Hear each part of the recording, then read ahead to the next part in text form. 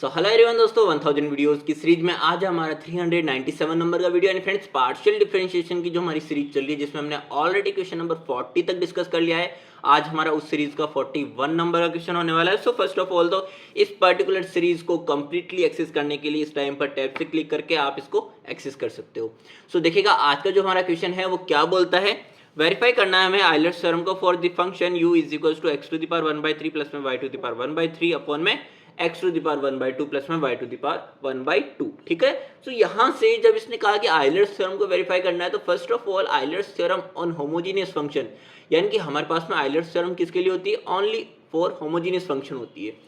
सो जब मैंने कहा कि होमोजेनियस फंक्शन के लिए होती है तो होमोजेनियस फंक्शन ये अगर फंक्शन कैरी कर रहा है तो इसकी पर्टिकुलर कोई डिग्री भी मेंशन हो रही होगी यहाँ पे, तो हमें इसकी डिग्री को फाइंड आउट कर लेना है। ओके। सो हमारे पास में आइलर्स थ्योरम का जो स्टेटमेंट है वो एक्सप्रेशन हमें ये देता है, जो कि हमें यहाँ से प्रूफ करना है separately X del U by del X find out करके and Y del U by del Y find out करके। ओके। सो देखिएगा हम जब डिग्री निकालने के लिए जाते हैं तो हमारे पास में एक्स एंड वाई वेरिएबल्स को T X and T Y से रिप्लेस कर दिया जाएगा एंड टी की पावर समथिंग जो सेपरेट होके हमें u of X Y again दे दे, तो यहाँ पे जो हमें n मिलेगा वो इसकी क्या कहलाएगी, डिग्री कहलाएगी। इट मीन्स अगर मैं T X and T Y को रिप्लेस कर देता हूं तो देखिएगा ऊपर से मेरे पास में टी की पावर 1/3 सेपरेट होके बाहर आ जाएगी है, नीचे से यानी कि डिनोमिनेटर से मेरे को टी की पावर 1/2 मिलेगी एंड हमारे पास में जो रिमेनिंग रहेगा वो हमारा एक्चुअल फंक्शन मिल जाएगा u ऑफ एक्स वाई। ठीक है। जहां से अगर मैं A to the power M upon में A to the power N के फॉर्मूला को अप्लाई करके A to the power M minus N को इंप्लीमेंट करूं यहाँ पे, यानी कि T to the power 1/3 minus में 1/2 करूं, तो यहाँ पे 3 and 2 एलसीएम क्या आएगा 6 एंड देन 3 2 जा 6 यानी कि यहाँ पे 2 एंड देन 2 3 जा 6 यानी कि यहाँ पे 3 2 माइनस 3 माइनस का 1/6 मुझे यहाँ से मिल जाएगा। इट मीन्स माइनस का 1/6 इसके क्या आ जाएगी, डिग्री आ जाएगी पर्टिकुलर होमोजेनियस फंक्शन की जो हमें क्वेश्चन में गिवन है। ठीक है। एंड हमारा जो एक्चुअल फंक्शन है वो एज इट इज रिमेनिंग रह गया। ठीक है। सो यहाँ से अब मुझे del U by del X and del U by del Y को सेपरेटली फाइंड आउट कर लेना है and then X and Y से रेस्पेक्टिवली मल्टीप्लाई कर देना है। ठीक है। तो देखो जब मैं del U by del X find out करने जाऊंगा तो हमारा फंक्शन यू अपॉन में वी के तौर पे गिवन है, यानी कि यू डैश वी माइनस में वी डैश यू अपॉन में वी स्क्वायर का जो हमारा फॉर्मूला होता है वो अप्लाई होगा यहाँ पे। अब जब मैंने कहा कि यू डैश वी यानी कि हमें जब न्यूमरेटर का जो है with respect to X derivative निकालना है तो v को एज इट इज रहने देना है। ठीक है। यानी कि v को एज इट इज रहने दिया। अब न्यूमरेटर में मेरे पास में जब मैं x के रेस्पेक्ट में डेरिवेटिव निकाल रहा हूं तो y को एज ए कांस्टेंट ट्रीट करूंगा। ठीक है। तो यानी कि यहाँ पे मेरे पास में y का टर्म तो 0 हो जाएगा और x की पावर 1/3 का with respect to x derivative क्या आएगा, पावर आगे आ जाएगी एंड एक्चुअल जो एग्जिस्टिंग पावर है उसमें -1 हो जाएगा, यानी कि 1/3 x to the power 1/3 minus में 1 हो जाएगा। 1/3 x to the power 1/3 minus में 1 हो जाएगा माइनस।